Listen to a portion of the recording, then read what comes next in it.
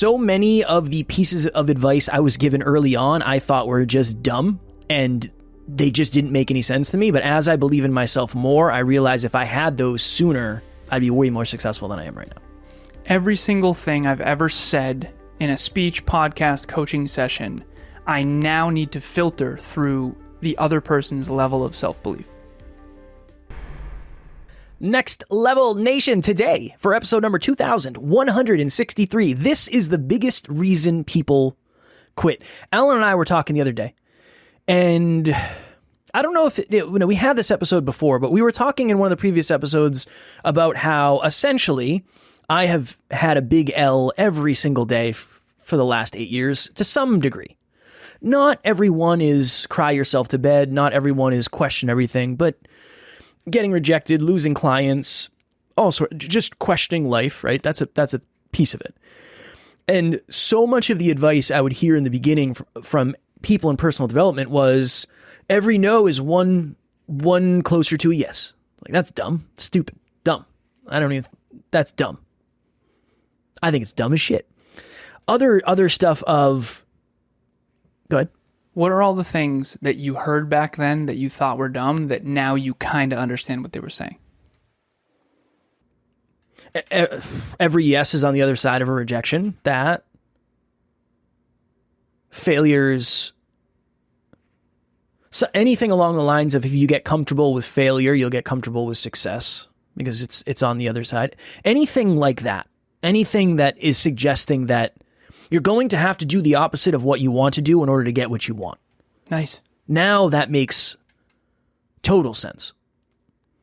And when I am giving advice on this, I always try to start from a place of, I know if you're out there, you probably are terrified of rejection. I'm not going to tell you to go get rejected 100 times. I think it's dumb as shit. What I will tell you to do is find a way to get micro rejected. Whatever that means. It doesn't have to be go ask your dream partner out in front of 100 people and see what happens. Let it ride. I'm not saying that.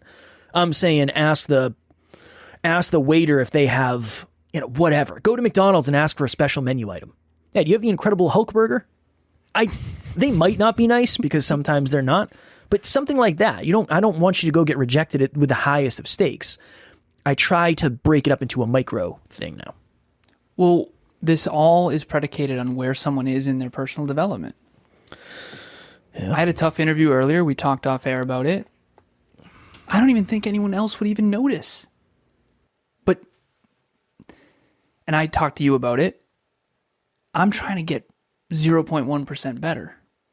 So that huge L we took in that training, where I was basically laughed off stage in the walk of shame. Bad. I think that was good for me. I do. I think that you have to... Who was it better for, you or for me? I think it's good for you too. But who's it better for? Me. Why? Because my response to pain and failure is very constructive. Who do you think it affected more? Me. But you also were kind of hiding in the corner. Yeah. I think... How much did it affect you? I have no idea. I have no idea. Devastating. It was bad? Oh, it was devastating. This is nightmare shit. This is a dream where you're naked standing in front of... That's one of my favorite stories. It now, at the time, I was trying to disappear. Just, how do I dissolve into the background here? Yeah. That was terrible. Okay, well, challenge skill sweet spot, we've talked about it. Self-belief. Okay, if you have level 4 self-belief, you need level 5 failure. That's why I think it was harder than you think for me, and it was more constructive for you than me, because that was a level 10 failure. Yeah. You go... Not the whole day, though. The whole day was probably like a 6. No, but 6 failure. See, for me, the rest of the day I didn't think it was a failure at all. It's one of my favorite days of all time. I learned so much. I hated the evening portion, for sure. Okay, that principle. If you have level 1 self-belief, you need a level 2 failure. Yeah. To grow. Yeah. And that's what we're talking about. For a level 2 goal and then have a level 2 failure. That's what we're talking about today. The biggest reason people quit is self-belief. If you knew you would win if you just kept going, you would never quit unless it became misaligned. Nice. Unless it became misaligned. Nice. But that is my theory on everything. If you have level 4 confidence, you set a level 5 goal. If you have level 4 confidence, you are willing to face down level 5 rejection. If you have level 4 self-worth, you need to set a level 5 boundary. I think everything is, if you could run 4 miles, your next challenge is 5, not 12, 5. Unless you're Alan. 26. Yeah, that's just not the way it should go. You just shouldn't run a marathon on a whim, most likely. I remember, shout out to you if you're listening, I was coaching someone 6 years ago, and she said, Alan, I've never really failed at much of anything. And I, back then, now I understand more deeply. I said, that's awful. That's terrible for you. She's like, well, I pretty much get every job I apply for, and I don't, she said this, I don't try something unless I'm certain it's going to work out. And I said, that's the dumbest shit I've ever heard. In my head. I don't think I said that to you, if you're listening. I didn't say that out loud. Maybe I did. But that's the dumbest shit I've ever heard. I don't try something unless I'm certain it's going to work out. Well, by that rationale, you don't do much then. You're supposed to shoot for something beyond what you're currently capable of. You are screwed if you're not doing that. I agree.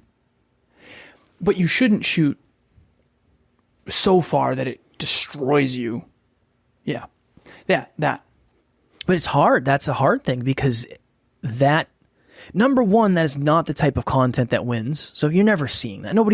You're never going to see a viral video of somebody that says, set smaller and just set them smaller. That's good point. That's a great point. Right? Like, who are the most successful motivational speakers in the world? What do they say? They say, shoot for the moon and the land amongst the stars. Yeah. Or they say, why would you ever be realistic? Dumbest shit I've ever heard in my life. Sir Will Smith. And first of all, Will, if you're listening, stop rapping. Stop rapping, please.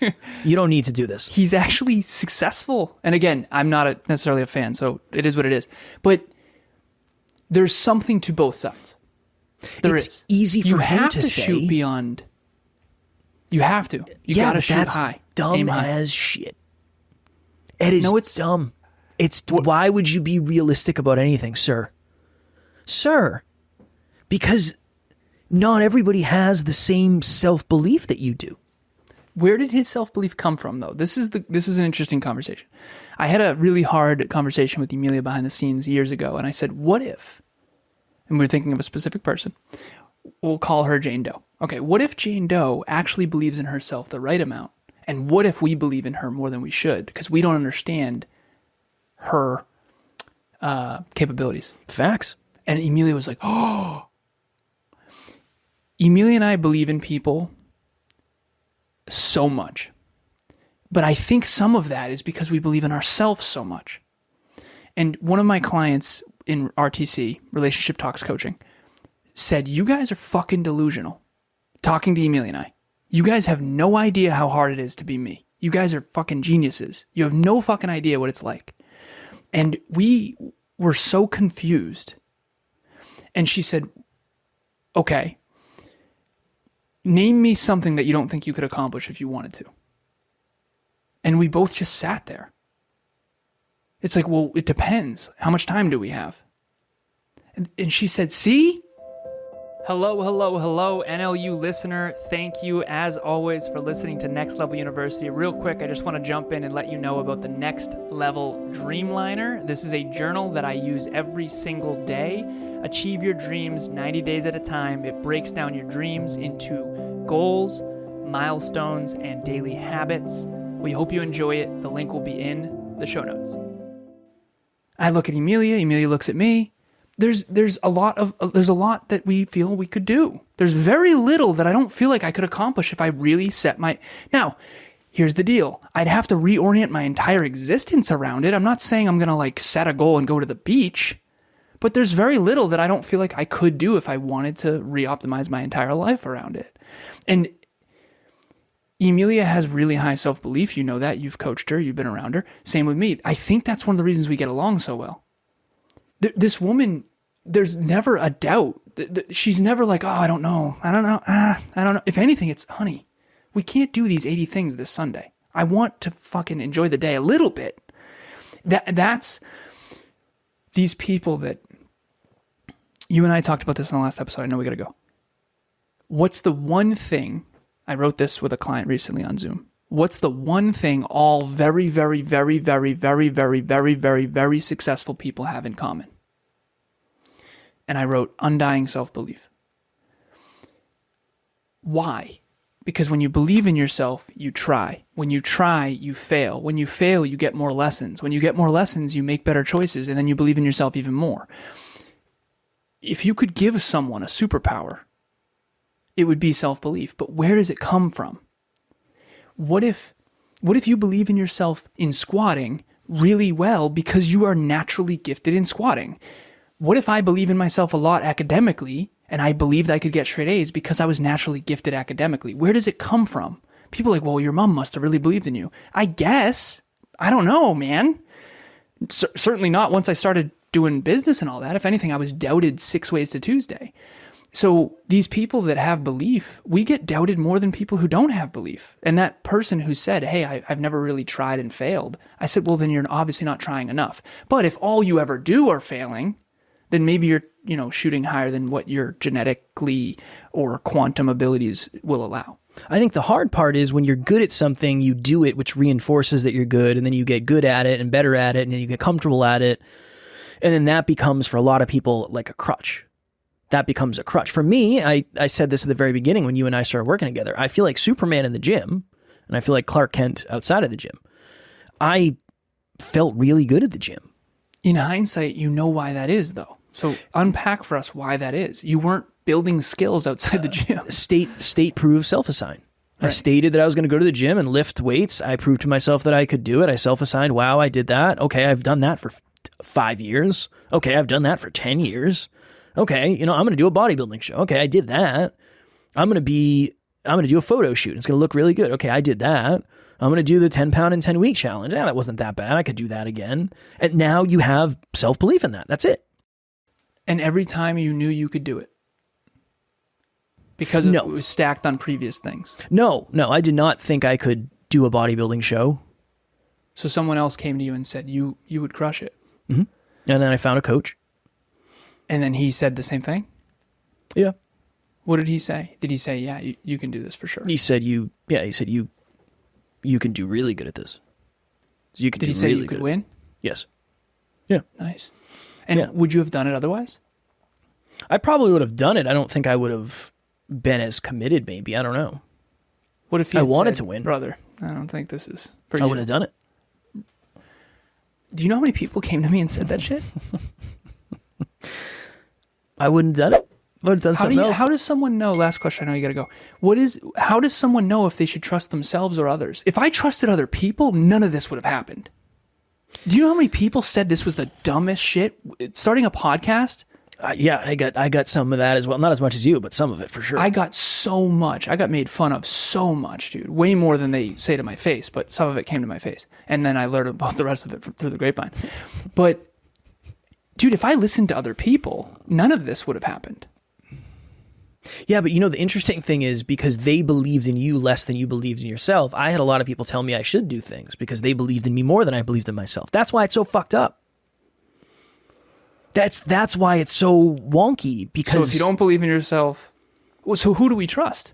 I don't know. We're going to have to do a part 2 for sure on this. Love it. Because we talk a lot and we have talked so many times about self-belief, but I think we're really starting to understand how much you actually have. And we've never talked about other people believing in you more or less than you believe in you, and who to trust. Because I had to trust me. I regret not applying to MIT because my guidance counselor said I wouldn't get in. That was horseshit. Of course I had panic attacks because you believed in me more than I believed in myself. And I don't regret that. I don't regret that. I'm grateful you don't regret it. But what if I believed in you more than I should have? You probably did. Because I had no awareness of how far behind you were in development, and you were hiding that too. So it's a whole thing. That's fair. When something becomes normal to you, you wonder why it's not normal for everybody else. Yeah, it's very tough. Yep. Like the whole squatting thing. It's like I'm good at squatting, statistically far above average. Yep. But I also doesn't surprise me when other people aren't. I don't know why. I don't expect people to be good. Maybe because I've taught people how to squat.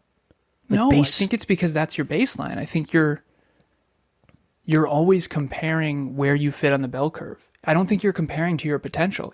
Dude, you're great at squatting, but nothing compared to what you could be. What if I'm closer to my potential in squatting than you are?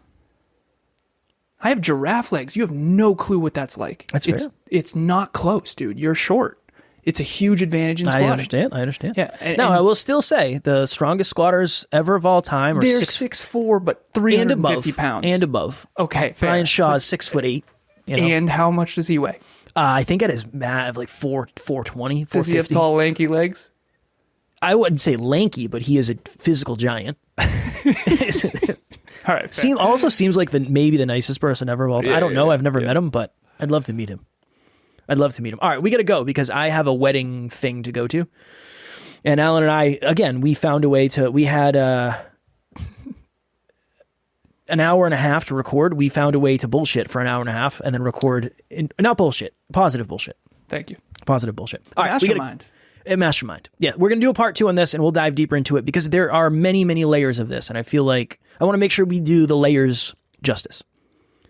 You dig? We will never be wasting anyone's time talking about self-belief. It is the most important success principle on planet Earth. For sure. Next Level Dreamliner. Do it. Reverse engineer your goals and dreams. Achieve your dreams 90 days at a time. The link will be in the show notes. It's on Amazon. It's less than $30. Boom, boom, boom. It will make you far more productive, I promise. And hopefully it'll help you believe in yourself because you can state, prove, self-assign. I'm going to journal. I'm going to do this. Bada bing, bada boom. All right. As always, we love you. We appreciate you. Grateful for each and every one of you. And if you are as committed as you say you are to getting to the next level, make sure you tune in tomorrow because we will literally be here every single day to help you do it. Keep reaching for your full potential. Next Level Nation.